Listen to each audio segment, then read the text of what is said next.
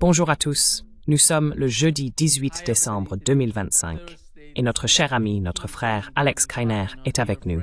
Bon retour parmi nous, Alex. Merci Nima. Heureux d'être à nouveau avec vous et salutations à tous.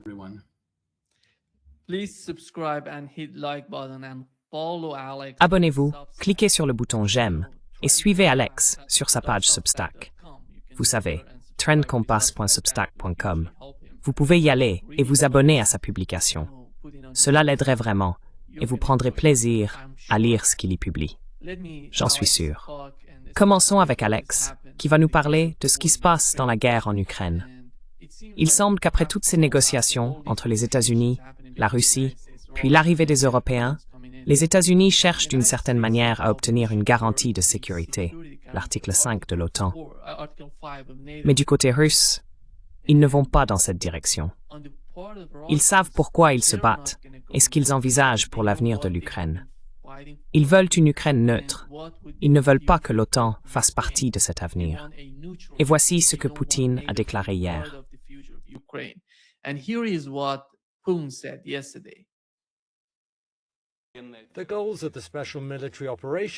Les objectifs de l'opération militaire spéciale seront sans aucun doute atteints.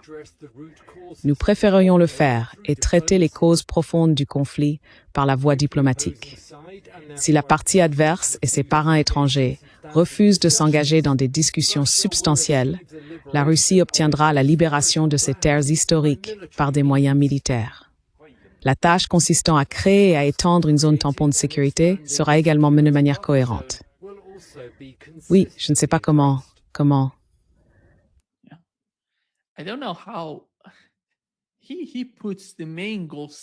Il énonce toujours l'objectif principal de manière très simple lorsqu'il parle de la guerre en Ukraine. Et chaque fois que l'on regarde Washington ou l'Europe, il ne semble pas saisir l'objectif principal de la Russie. Quelle est votre compréhension? Quelle est votre opinion sur l'attitude de l'administration Trump envers l'Ukraine? Je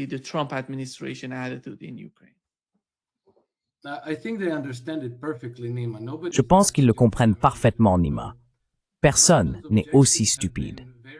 Je veux dire, l'objectif des Russes a été formulé de manière très claire, en des termes si simples qu'un enfant de 4 ans pourrait le comprendre. Le fait que les Européens continuent à proposer ces pseudo-solutions vient du fait qu'ils ne veulent pas que la guerre se termine. C'est aussi simple que ça. Alors ils élaborent des propositions de paix dont ils savent déjà que les Russes les rejetteront. Et ensuite, Vladimir Poutine dit que si aucun accord n'est trouvé, ils atteindront leur objectif par des moyens militaires. C'est exactement ce que veulent les Européens. Ils veulent que la guerre continue. Tu sais, quand la guerre a commencé en 2022, sous le ministère britannique de la Défense, ils ont formé une équipe portant le nom de code Projet Alchemy.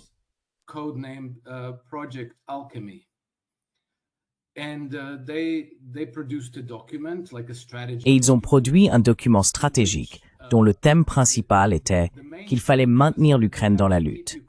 Quel qu'en soit le coût, il fallait que l'Ukraine continue à se battre. Donc, pas de paix, pas d'accord, pas de négociation, seulement la guerre. Et il me semble tout à fait évident que c'est exactement ce qu'ils font et qu'ils continuent à le faire. Et puis, il y a les diplomates européens qui ont pratiquement rompu leurs relations avec la Russie. Il y a la chef de la diplomatie de l'Union européenne, Kaja Kallas, qui déclare explicitement « Oh, nous contactons tous ces pays et essayons de les convaincre de ne pas s'engager avec les Russes. » Je veux dire, si c'est votre principal diplomate, vous savez que vous avez de sérieux problèmes.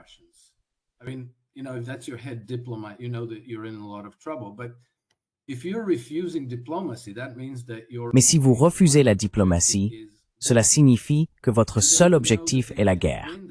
Et ils savent même qu'ils ne peuvent pas gagner cette guerre. Ils le comprennent. Ils veulent la prolonger pour plusieurs raisons. Parce que tant que la guerre continue, ils pensent affaiblir la Russie et pouvoir éventuellement la déstabiliser d'une manière ou d'une autre. Et c'est aussi extrêmement rentable, car tant que la guerre se poursuit, ils peuvent justifier tous ces centaines de milliards qu'ils déversent en Ukraine, dont une grande partie leur revient blanchie à travers divers contrats, commissions ou autres formes de rémunération. Ils ont donc tous un intérêt direct à maintenir cette machine à profit en marche.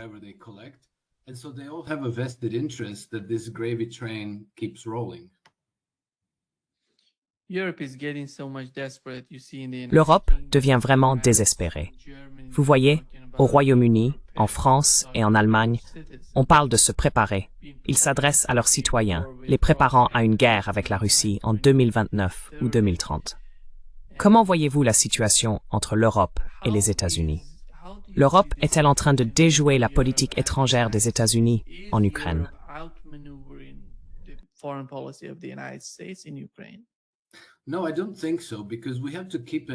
Non, je ne pense pas, car il faut garder à l'esprit qu'il y a deux grands acteurs dans cette équation, la Russie et les États-Unis. Les Américains comprennent parfaitement quelles sont les préoccupations de sécurité de la Russie, comme tout le monde d'ailleurs. Je pense que l'administration Trump, contrairement aux Européens, avait un certain respect pour cela et cherchait à établir des relations bonnes et constructives avec les Russes. Mais il comprenait aussi que si les négociations de paix étaient sabotées, les Russes atteindraient leurs objectifs par la force. Alors ils ont dit, « Très bien, Européens, vous le voulez ainsi? Faites comme vous voulez. »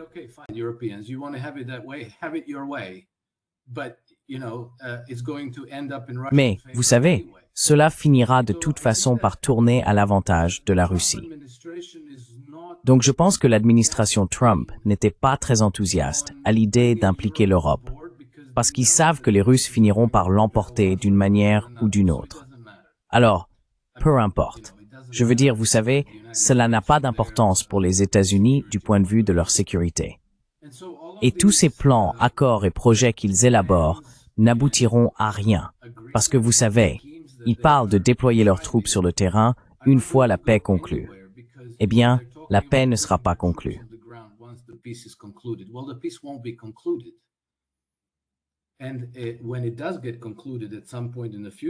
Et lorsque cela se conclura à un moment donné dans le futur, ce sera entre les Russes et le gouvernement de Kiev, quel qu'il soit.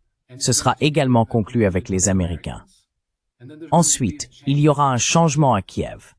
Donc, vous savez, ils ne permettront pas, enfin, si un nouveau gouvernement à Kiev, un futur gouvernement issu des prochaines élections, quand elles auront lieu, si ce gouvernement est favorable à Moscou, s'il revient dans l'orbite russe, ils ne permettront pas la présence de troupes françaises, britanniques et allemandes sur le territoire ukrainien. Ils ne peuvent le faire que s'ils parviennent à la paix et maintiennent Zelensky au pouvoir, ou quelqu'un comme Zelensky qui leur restera fidèle.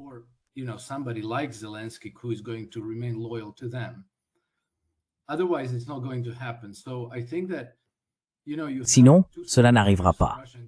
Donc je pense que vous avez deux acteurs puissants, la Russie et les États-Unis, puis une poignée d'acteurs très très faibles, sans argent, sans armes, sans armée de taille respectable, et qui sont en plus extrêmement impopulaires auprès de leurs propres électorats. Je pense donc qu'ils ne vont pas durer longtemps. Vous savez, Meloni, Macron, Starmer, ils ne resteront pas au pouvoir très longtemps.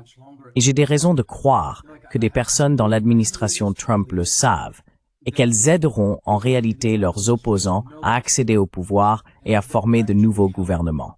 Et alors, vous savez, tout change.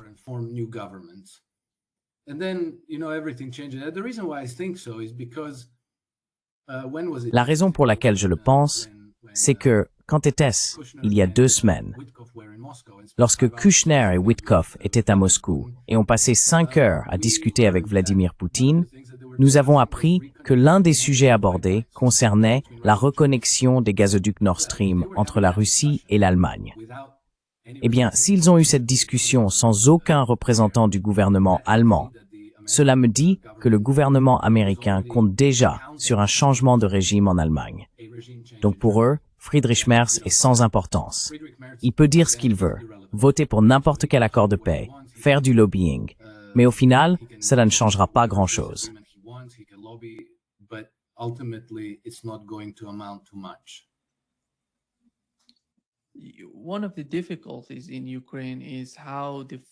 L'une des difficultés en Ukraine, c'est la manière dont des pays étrangers et des entités étrangères comme BlackRock y sont impliqués.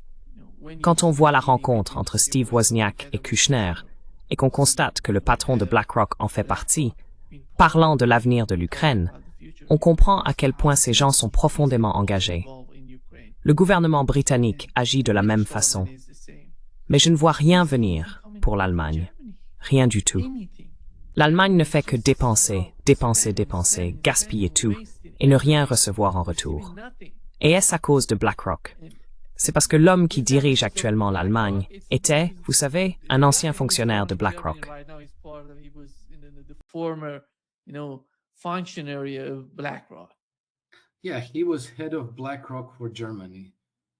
Oui, il était à la tête de BlackRock pour l'Allemagne, donc Larry Fink était son patron. BlackRock a réalisé d'importants investissements en Ukraine, et si l'Ukraine perd, le prochain gouvernement qui arrivera au pouvoir à Kiev pourrait réviser tous ses contrats. BlackRock pourrait se retrouver sans rien, alors ils essayent de sauver leurs investissements, de sauver ce qu'ils ont en Ukraine. Évidemment, Friedrich Merz joue un rôle très important et il sacrifierait l'Allemagne, et si nécessaire, des millions d'Allemands pour protéger ses investissements. Parce que, tu sais, il en fait partie. Il a probablement sa part dans tout ça.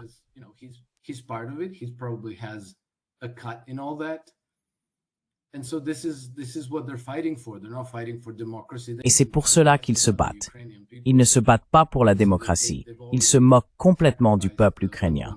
On voit bien qu'ils ont déjà sacrifié 1,7 million d'Ukrainiens. Ils se fichent totalement qu'il y ait ou non de la démocratie ou des droits humains. Le mandat de Volodymyr Zelensky a pris fin en mai 2024 et il n'a pas organisé d'élection depuis. Il s'en moque. Tout tourne autour de l'argent, du profit. Ils sacrifieront les Ukrainiens, les Allemands, les Polonais, les Roumains, les Bulgares. Ils sacrifieront tout le monde pour cela. Ils n'en ont tout simplement rien à faire.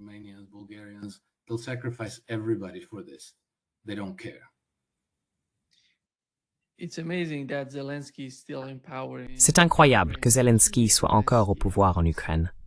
Le point central, c'est Zelensky, Alex. Ils doivent se débarrasser de lui. Sans cela, rien ne changera. Ce type s'entête à chaque fois. Je ne vois aucune solution venir d'Ukraine, ni de son gouvernement. Il ne cesse de créer des obstacles chaque fois qu'il parle de la guerre.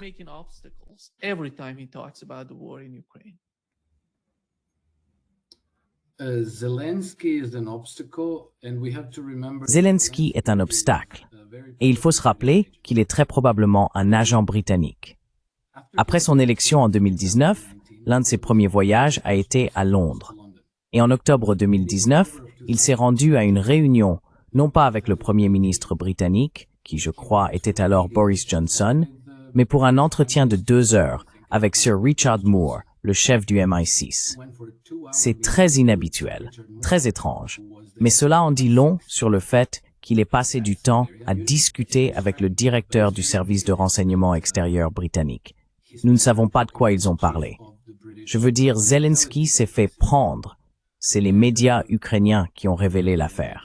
Et ensuite, Zelensky a dit « Oh oui, vous savez, nous parlions de paix et de stabilité pour l'Ukraine, bla bla bla, disons les justifications publiquement acceptables. »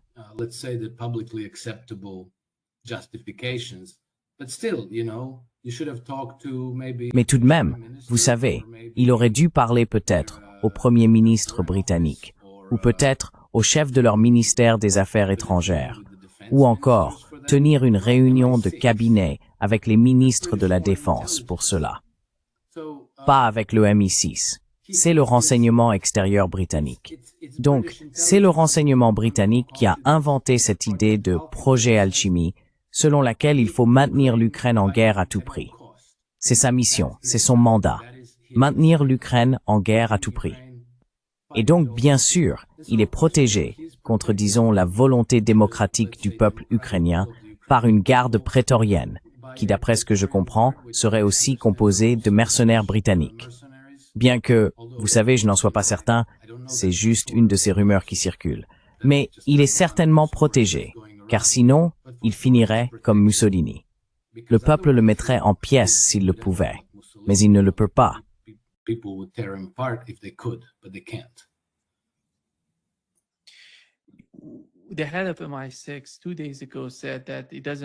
Le chef du MI6 a déclaré il y a 2 jours que peu importe ce qui se passe en Ukraine, ils vont continuer à coopérer avec les Ukrainiens. Ils veulent rester là-bas.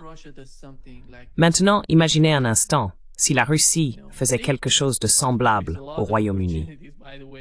Vous savez, il y a beaucoup d'opportunités dans cette région, dans cette combinaison de territoires, mais la Russie ne s'y intéresse pas. Ce sont les Britanniques qui se rapprochent de la Russie.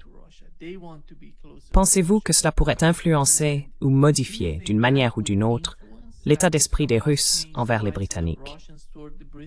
Jusqu'à présent, ils ont essayé de dire « nous essayons de tout négocier ».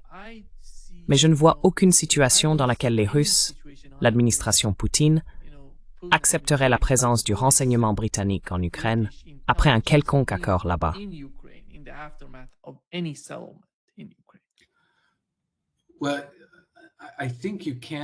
Eh bien, je pense qu'on ne peut pas complètement éliminer la présence du renseignement britannique, pas plus qu'on ne peut éliminer celle du Mossad, de la CIA et ainsi de suite. Ils seront toujours là. Mais ce qu'il faut essayer de faire, c'est de les contenir d'une certaine manière. Essayer de savoir qui ils sont, de surveiller leurs activités afin de comprendre ce qu'ils font, d'où viennent les menaces, et ainsi de suite. Ce n'est donc pas une question de refuser le renseignement britannique. Je pense que ce ne serait même pas réaliste. La question, c'est de ne pas accepter la présence de troupes britanniques sur le terrain, ni de troupes allemandes, françaises ou de quiconque d'autre irait là-bas.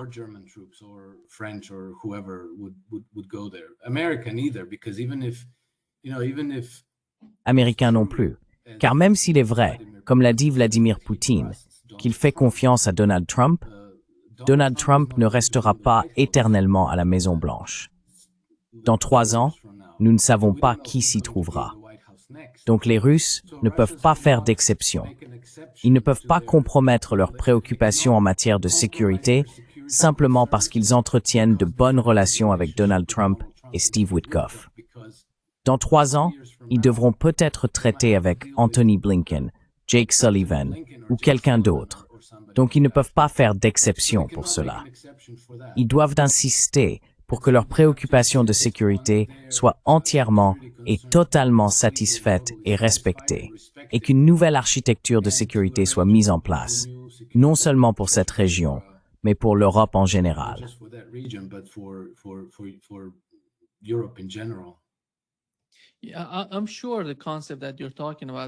Oui, je suis sûr que c'est bien du concept dont tu parles, car dans la Russie, l'Iran, la Chine et l'Inde d'aujourd'hui, on voit ces agents sur place, en train de recueillir des informations. Mais la question centrale pour la Russie serait le gouvernement en Ukraine. Comment ce gouvernement se comporterait? Quel serait son programme? Et qui sont réellement ces nationalistes, ultranationalistes, néo-nazis en Ukraine? Quelle serait leur position? Ce sont, à mon avis, des questions majeures lorsqu'il s'agit de l'Ukraine.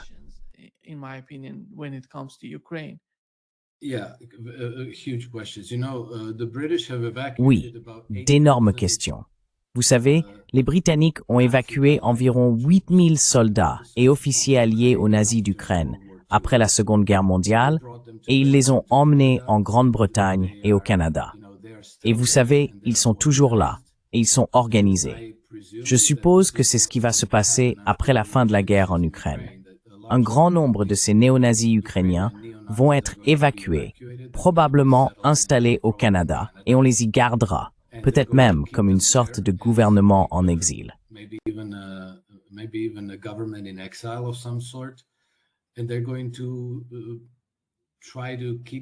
Et ils vont essayer de les garder pour la prochaine occasion de faire tomber la Russie, car ça fait des siècles qu'ils essayent de la faire tomber, selon la manière dont on veut voir les choses. Les banquiers européens ont financé des invasions et d'autres moyens de prendre le contrôle du gouvernement russe pendant plusieurs siècles. Il y a eu l'invasion suédoise, l'invasion polono-lituanienne, Napoléon en 1812, et bien sûr Hitler avec l'opération Barbarossa en 1941. Mais il y a aussi eu des tentatives d'infiltrer les structures gouvernementales russes et d'y installer un dirigeant fantoche.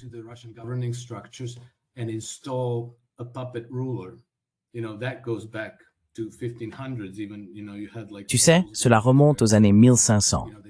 Il y a eu par exemple 2 faux Dmitri, où l'on essayait de faire croire qu'un homme trouvé en Pologne était le fils de Pierre le Grand, le véritable héritier du trône de Russie. Ensuite, on l'amenait à Moscou et on l'installait là-bas. Puis le peuple russe se rebellait et les chassait. Mais ils essayent de faire cela depuis très longtemps. Même la révolution bolchevique de 1917 a été financée et organisée par des financiers occidentaux, des banquiers américains, britanniques, allemands, suédois, qui finançaient la révolution bolchevique pour avoir leur propre gouvernement à Moscou.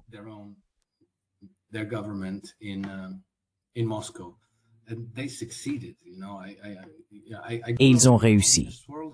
Vous savez, j'ai grandi dans le monde communiste, et ce n'est pas ce qu'on nous enseignait. Mais, vous savez, 50 ans après un événement, beaucoup de documents sont déclassifiés, et nous savons maintenant avec certitude qu'il ne s'agit pas d'une théorie du complot.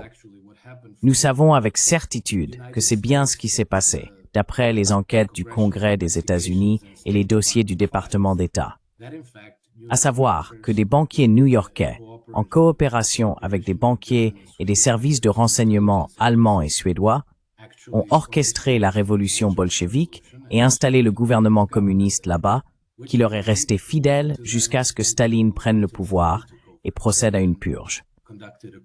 Mais je pense que d'une certaine manière, probablement au niveau des banques centrales, les liaisons sont restées.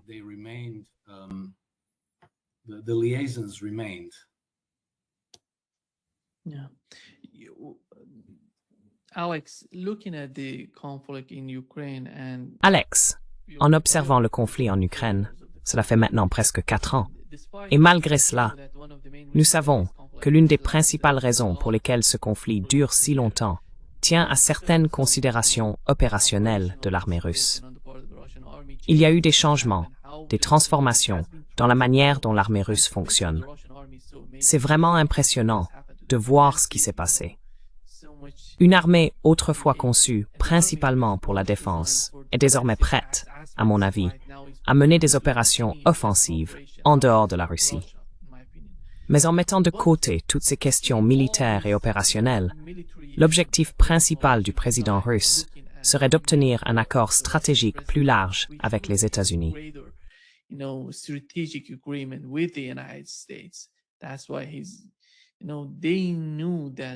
C'est pourquoi il savait que même avant que Donald Trump n'arrive au pouvoir, il réfléchissait déjà à ce qui changerait si Donald Trump venait.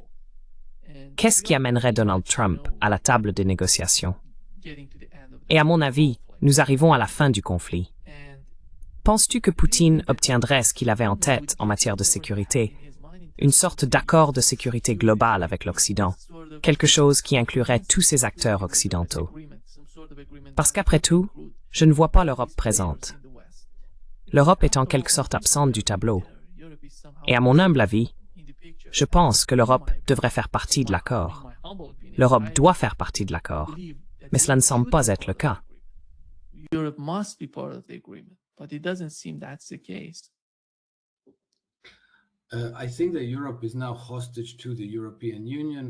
pense que l'Europe est aujourd'hui prise en otage par l'Union européenne et par des dirigeants comme Macron, Merz et Starmer, qui sont d'une manière ou d'une autre complètement compromis et mènent une politique étrangère totalement contraire aux intérêts de leur propre peuple.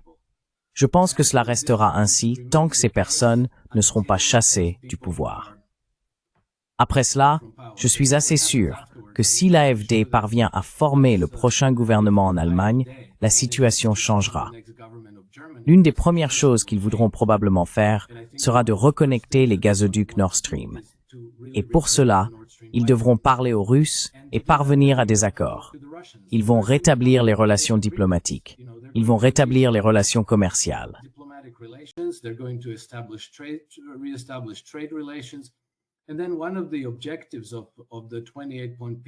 Et puis, l'un des objectifs du plan de paix en 28 points que le cabinet de Trump a proposé est de normaliser les relations avec la Russie et de lever toutes les sanctions. Je pense que nous nous dirigeons inévitablement vers cela. Cela va simplement se produire sans l'Union européenne, sans Ursula von der Leyen et Kaja Kallas, sans Merz, Macron et Starmer. Je pense que le seul vrai problème est probablement le Royaume-Uni. Car là-bas, la mentalité russophobe est tellement enracinée qu'il leur sera très difficile de tourner la page. En fin de compte, la Grande-Bretagne devrait redevenir une nation insulaire neutre, s'occupant de ses propres affaires. Mais leur structure actuelle du pouvoir y est ancrée depuis des siècles. Elle ne disparaîtra pas. Et je pense que le peuple britannique est encore très loin d'opérer ce changement.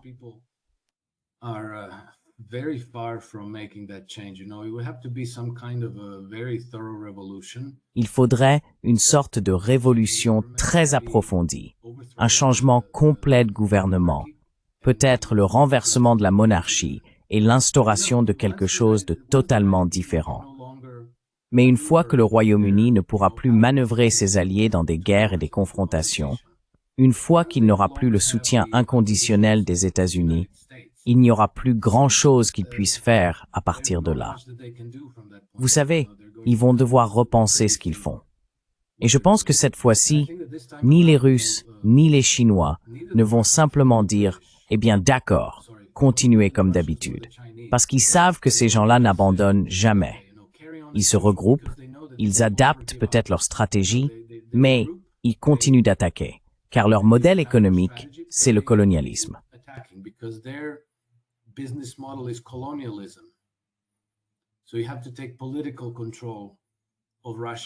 Ainsi, il faut prendre le contrôle politique de la Russie, de la Chine et de l'Iran afin d'en extraire la richesse. Et cela restera constant, comme c'est le cas depuis quelques siècles. À ce stade, je pense que les Russes et les Chinois vont continuer à exercer une pression sur le Royaume-Uni pour qu'il se réforme en profondeur. Et je pense que cela va durer longtemps, car je m'attends à ce qu'ils procèdent par des moyens légaux, en réclamant des réparations, vous savez. Les Indiens, pour une raison ou une autre, ont calculé que sous la domination britannique, environ 44 000 milliards de dollars de richesse, en valeur actuelle, avaient été extraits de l'Inde.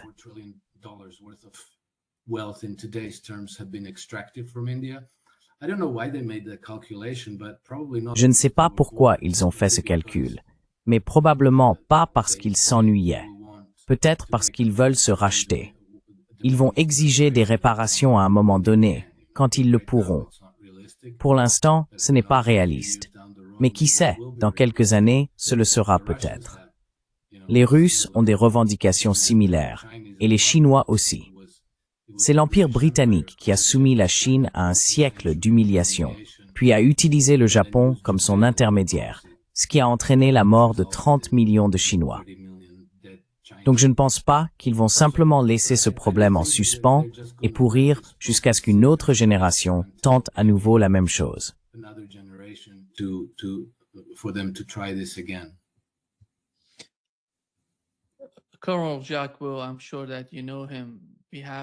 Le colonel Jacques, je suis sûr que vous le connaissez. Nous l'invitons à ce podcast chaque semaine, mais cette semaine, il n'a pas pu venir à cause des nouvelles sanctions. Il essayait, vous savez, de faire quelque chose à ce sujet et de comprendre ce qui se passe avec ces sanctions et comment il peut en réduire l'impact sur sa vie. Que se passe-t-il, Alex? Il y a beaucoup de problèmes. L'Europe s'en prend à des personnes qui sont anti-guerre. Elle ne s'intéresse pas à la guerre. Ce sont pour la plupart des analystes militaires et elles sont attaquées.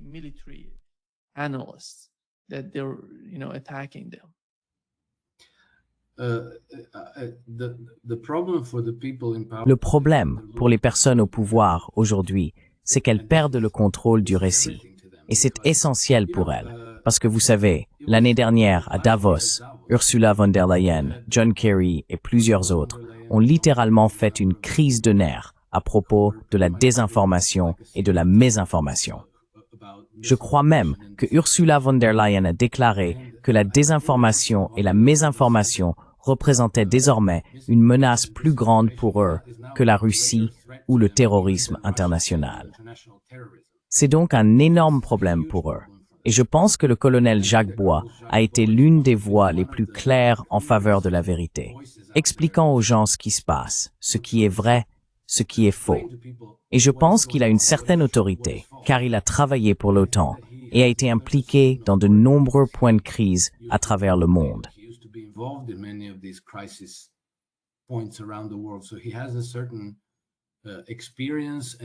Il avait donc une certaine expérience, des connaissances et une autorité, si bien que sa voix comptait énormément. Je pense que nous avons tous beaucoup appris de Jacques Bois. Et puis, ils ont décidé de le réduire au silence. Ils l'ont sanctionné pour rendre impossible l'expression de sa voix. Eh bien, vous savez, au final, la même chose va se retourner contre eux, je pense. Parce que maintenant, les gens se rendent compte que si vous ne connaissiez pas Jacques Bois auparavant, vous allez peut-être le découvrir. Et puis, comme chaque fois qu'on interdit quelque chose, c'est l'effet Streisand.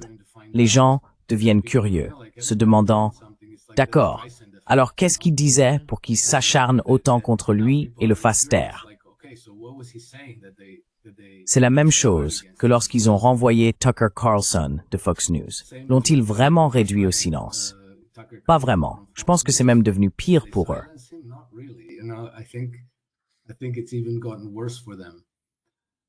Et donc je pense que c'est la même situation avec Candace Owens.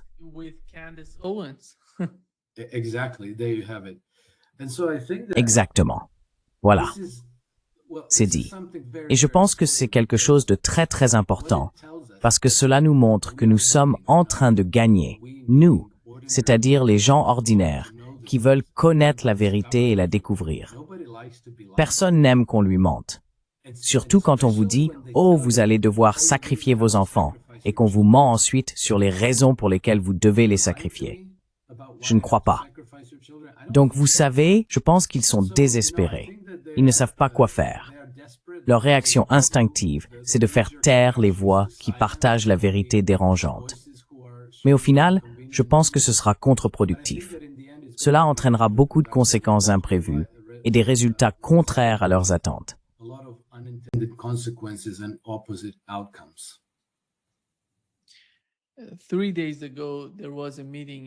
Il y a 3 jours, une réunion a eu lieu à Téhéran, en Iran. La Russie, la Chine, l'Iran et même le Pakistan, ainsi que d'autres pays de la région, se sont réunis pour discuter de la présence de troupes étrangères en Afghanistan. En réalité, ils parlaient du retour des troupes américaines en Afghanistan. Aucun pays de cette région, ni aucun pays ayant une forme de coopération sur place, n'est intéressé par le retour des États-Unis en Afghanistan. Et pas seulement en Afghanistan, Alex, je parle aussi du Caucase du Sud. Nous parlons de la Géorgie, en descendant vers l'Azerbaïdjan et l'Arménie. Ce sont des régions importantes pour l'Iran, la Russie et même la Chine.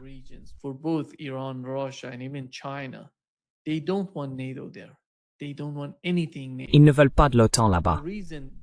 Ils ne veulent rien avoir à faire avec l'OTAN. La raison, c'est que cette guerre dévastatrice en Ukraine montre comment cela pourrait mener à une nouvelle guerre, un nouveau conflit, s'ils y vont. Et pourquoi ça se produit-il sous l'administration Trump? Même la stratégie de sécurité nationale parle de l'hémisphère occidental. Mais renvoyer des troupes en Afghanistan, comme ce que nous avions en Syrie, montre à quel point ces politiques sont stupides. Une faction attaque une autre faction. Personne ne sait même qui dirige la Syrie aujourd'hui. Tout tourne autour du chaos, de la création de plus de chaos et de nouveaux conflits.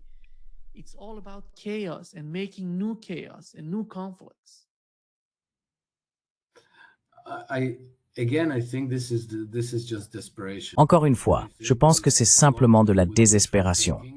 Je pense que cela tient beaucoup aux vœux pieux et bien moins à une évaluation réaliste de ce qui est réalisable. Tu as raison. Personne ne veut d'eux là-bas.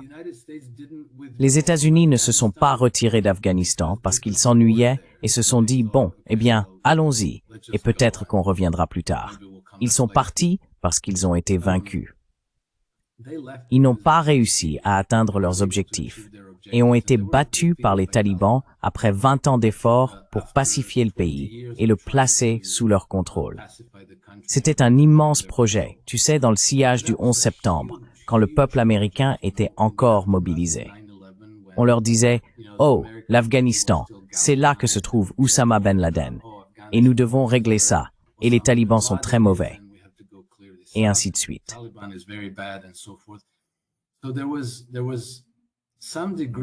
Il y a donc eu un certain degré d'acquiescement du peuple américain à tout cela.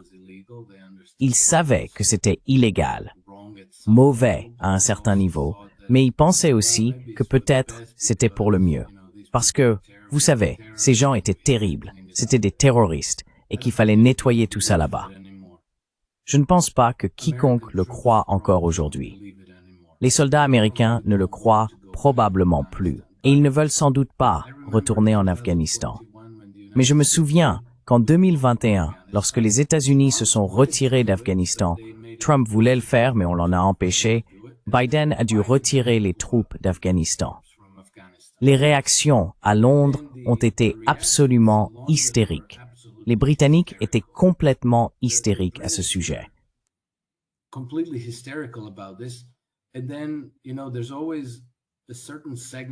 Et puis, vous savez, il y a toujours un certain segment aux États-Unis, l'État profond, qui est complètement aligné sur la politique britannique. Je me souviens que Leon Panetta a participé, je crois, soit à une interview, soit à une audition au Congrès, je ne sais plus laquelle, mais il a essentiellement dit, c'était l'ancien directeur de la CIA, il a dit oui, de toute façon, nous devrons retourner en Afghanistan un jour ou l'autre. Il n'a évidemment pas expliqué pourquoi. Si vous lui demandiez pourquoi, il parlerait de terroristes, de liberté, de démocratie et des femmes et des filles. C'était le thème à l'époque du retrait, les femmes et les filles. Je pense qu'aucun de ces arguments ne tient plus.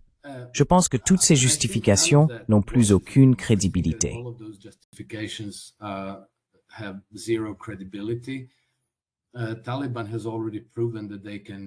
Les talibans ont déjà prouvé qu'ils pouvaient les chasser de là. Je pense que la situation a changé de manière très radicale. La Chine, la Russie, l'Inde, l'Iran, ils construisent tous une nouvelle architecture de sécurité. Ils développent l'OCS. Je pense que ce sera impossible. Et s'ils retournent en Afghanistan, s'ils parviennent d'une manière ou d'une autre à occuper à nouveau la base aérienne de Bagram, eh bien, ils seront harcelés et sabotés de tous côtés. Cela ne fonctionnera pas. Je pense qu'ils perdent leur emprise sur le continent eurasiatique. Ils perdent leur influence. Et maintenant, ils envisagent toutes les mesures désespérées possibles pour tenter de retrouver cette influence et cette hégémonie. Mais je pense que c'est irréaliste. Vous savez, c'est ce qu'ils souhaitent, mais je doute fort qu'ils aient encore la capacité de le réaliser.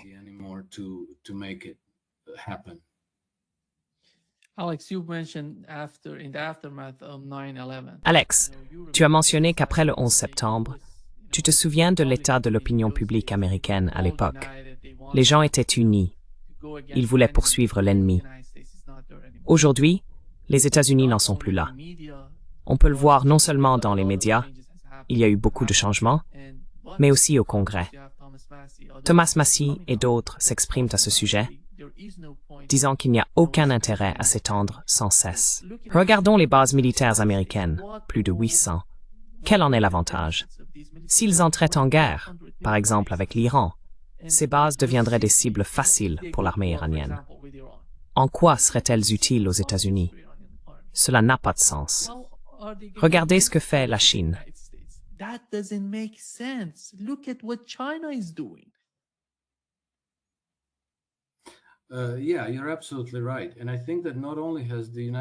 Oui, tu as tout à fait raison. Je pense que non seulement les États-Unis se sont affaiblis et que l'opinion publique ne soutient plus ces choses, mais que les pays de la région ont vu leur confiance grandir. Il y a 20 ou 25 ans, personne n'osait défier les États-Unis. Tout le monde en avait peur. Eh bien maintenant, les talibans ont prouvé qu'ils pouvaient vaincre les États-Unis en Afghanistan. Les Yéménites ont prouvé qu'ils pouvaient vaincre les États-Unis. L'Iran a prouvé qu'il pouvait tenir tête aux grands géants et le faire reculer.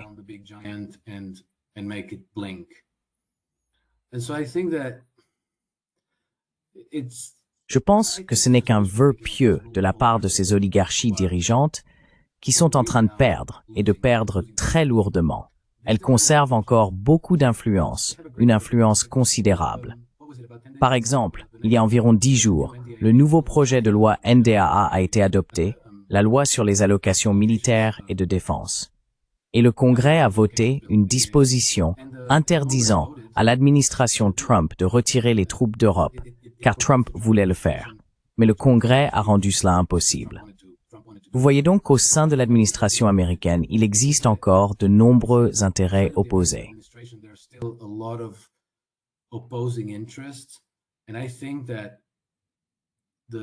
Et je pense que les intérêts établis, Wall Street et leurs clients d'entreprise, qui, soit dit en passant, sont les seuls bénéficiaires de toutes ces bases militaires à travers le monde, exercent encore une influence sur le pouvoir législatif.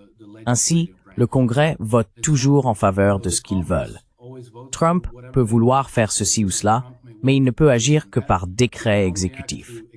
Et ceux-ci, vous savez, finissent par être annulés si, par exemple, il ne remporte pas les élections de mi-mandat.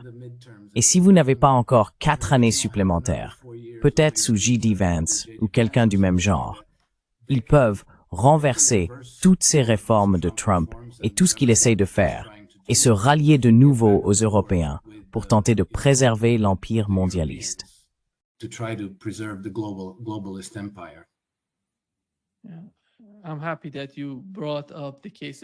Oui, je suis content que tu aies mentionné le cas de J.D. Vance. Parce que si tu veux que J.D. Vance, ou quelqu'un comme lui, devienne le prochain président des États-Unis, il faut préparer le terrain pour cela. Jusqu'à présent, il semble que le mouvement MAGA, à cause de ce que fait Donald Trump au Moyen-Orient et de ce qu'il fait dans le cas du Venezuela, ne soit pas satisfait de ses politiques. Et la situation devient un peu étrange. Tu sais, voici ce que Donald Trump a dit hier à propos du Venezuela, Alex.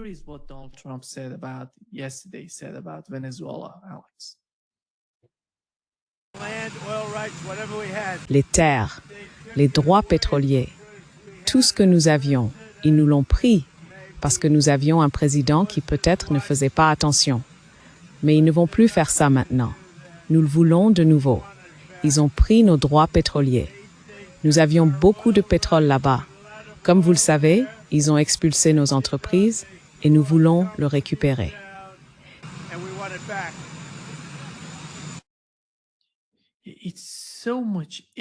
C'est d'une ignorance totale en ce qui concerne le Venezuela. Et d'une certaine manière, il ne comprend pas que s'il va dans cette direction, s'il s'engage au Venezuela, ce sera la fin de son mouvement, de MAGA, de tout ce que l'administration Trump devait accomplir pour eux.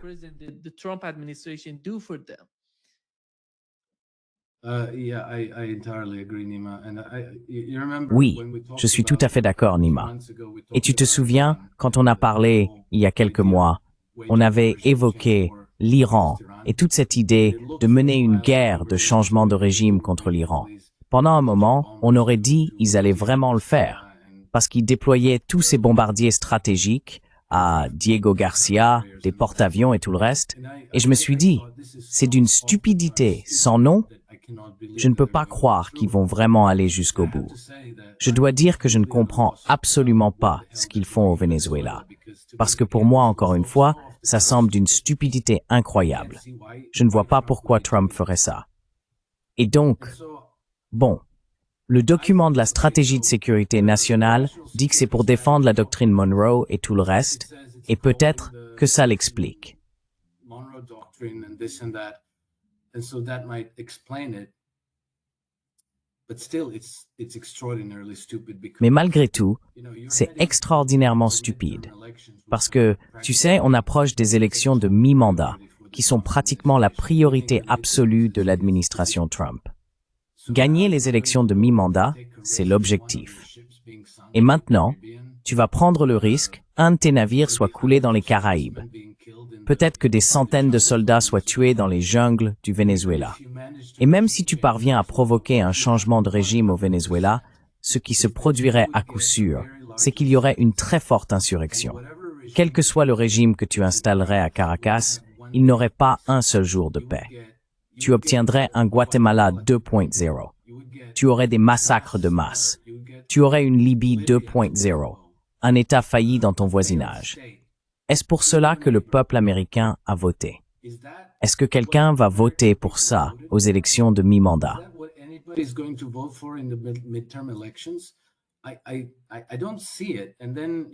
Je ne vois pas ça. Et puis, tu sais, si tu te retrouves avec beaucoup de victimes et des navires coulés, et peut-être même que tu perds, qui sait? Parce que, tu sais, tu n'as pas réussi contre les talibans, tu n'as pas réussi au Yémen. Qu'est-ce qui te fait penser que tu réussiras contre Maduro au Venezuela? Je veux dire, Maduro est peut-être un dirigeant faible, mais les Vénézuéliens se souviennent de l'époque où ils avaient l'autre président. Je pense que Trump faisait référence à Carlos Andrés Pérez, qui était un type de la CIA. 80% des Vénézuéliens vivaient sous le seuil de pauvreté, malgré tout le pétrole qu'ils ont. Et les droits sur le pétrole, quoi, tu les as achetés honnêtement pour le bien du peuple vénézuélien. Personne ne croit ça au Venezuela.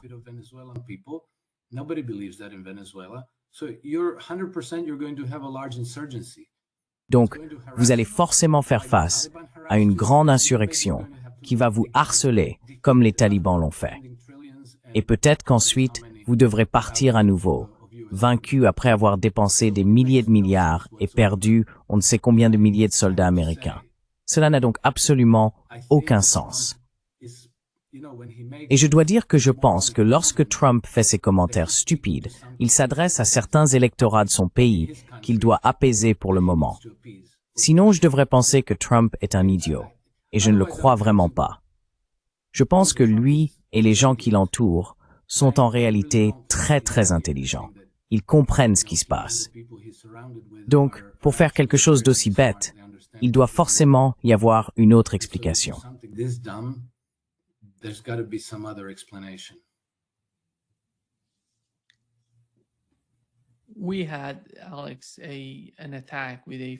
Nous avons eu, Alex, une attaque impliquant un père et son fils en Australie, à Bondi Beach. Ils s'en sont pris à des membres de la communauté juive locale. À mon avis, c'est l'un des plus beaux cadeaux faits à Netanyahou, car il essaye de démontrer que les politiques du gouvernement australien et de certains gouvernements européens concernant l'État palestinien sont erronées, qu'elles alimenteraient l'antisémitisme et tout ce qui s'ensuit. Cette attaque sert donc directement les intérêts de Netanyahou et de son administration. En ce qui concerne la situation à Gaza, tu sais ce qui s'y passe, elle est catastrophique. Il pleut, les gens n'ont rien, et en même temps, malgré toute cette souffrance à Gaza, on voit un événement comme celui-ci se produire en Australie, détournant toute l'attention vers ce qui s'y passe. Quelle est ton opinion sur cette affaire?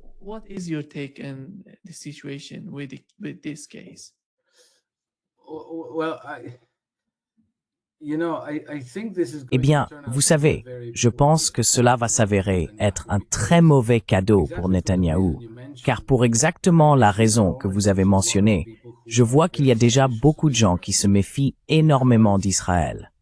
Il leur est très facile, après tout ce que nous avons vu, de croire que les services de renseignement israéliens ont en réalité organisé cela. Et même, vous savez, certaines personnes ont examiné les recherches sur Google. Avant même que la fusillade n'ait lieu, on cherchait Bondi Beach et le nom de ce tireur, qui s'est ensuite révélé être un hindou, avec un passé très intéressant, la façon dont il avait été formé et tout le reste. Namber. With a very interesting past and the way he was trained and all this. So the whole story smells like a false flag. Toute cette histoire sent l'opération sous faux drapeau. Et alors on se demande, qui organiserait une telle opération? Ces derniers mois, on a vu que Netanyahou a beaucoup parlé de l'Australie et qu'il a pris des mesures concrètes pour modifier la position australienne sur la Palestine et sur toutes ces questions connexes. Il y a donc beaucoup de soupçons. Et je pense qu'avec le temps, un peu comme pour l'assassinat de Shireen Abu Akleh, ils ont voulu faire passer cela pour l'acte d'un tireur isolé et en tirer un avantage pour Israël. Mais je crois que ça s'est complètement retourné contre eux. completely boomeranged. And I suspect that this one is going to boomerang too. Et je soupçonne que celle-ci va aussi se retourner contre eux. C'est exactement ce qu'on voit en ligne, la façon dont les gens en parlent. On lit une information, puis on parcourt les commentaires. Et il faut descendre très loin avant de trouver quelqu'un qui croit à la version officielle. Je pense que la grande majorité des gens ne sont plus aussi naïfs. Les médias font leur travail, mais plus personne ne les croit maintenant. Donc je ne pense pas qu'ils puissent encore contrôler le récit, et ce sera un cadeau qu'ils finiront par regretter. It's going to be a gift that they're going to end up regretting.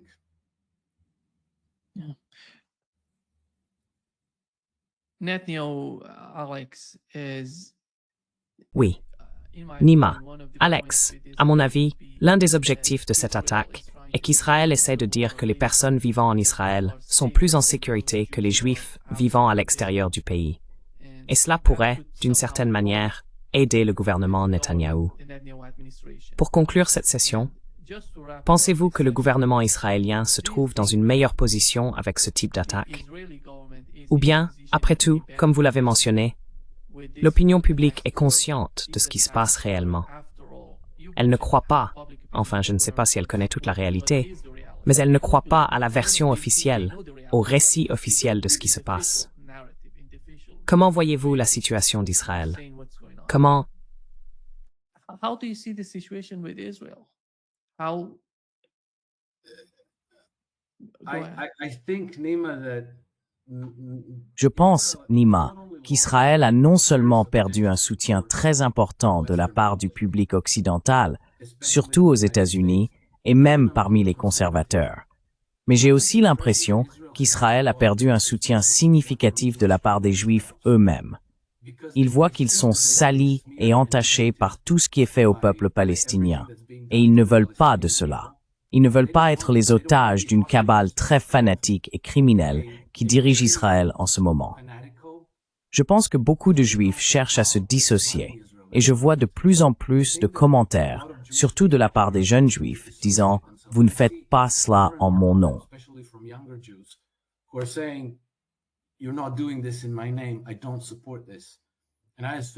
Je ne soutiens pas cela, et je suppose qu'il y aura beaucoup d'autres personnes qui ressentiront la même chose. J'ai même entendu certaines voix parmi les Juifs australiens exprimer des inquiétudes similaires. Dans l'ensemble, je publie aujourd'hui un rapport sur mon Trend Compass à propos d'un bouleversement tectonique en cours au Moyen-Orient. Nous approchons probablement de la fameuse prophétie d'Henry Kissinger de 2012, lorsqu'il avait déclaré que 10 ans plus tard, il n'y aurait plus d'Israël. Et maintenant, nous entrons dans une phase où Israël est sur une trajectoire de collision avec l'administration Trump.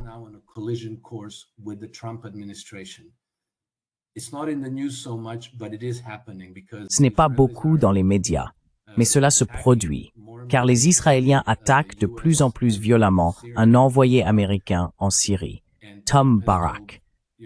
Et Trump a dit, eh bien, vous savez, Barak a déclaré à un journaliste australien, C.J. Werleman, qui a une excellente chaîne sur YouTube, que Trump avait dit à Benjamin Netanyahou, tu recules, ou sinon. Je ne sais pas ce que signifie ou sinon, mais les Israéliens sont très inquiets d'un possible changement de politique sous l'administration Trump.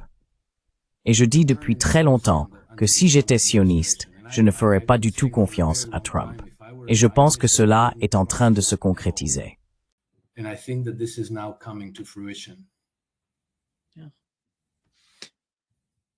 Oui, merci beaucoup Alex d'être avec nous aujourd'hui.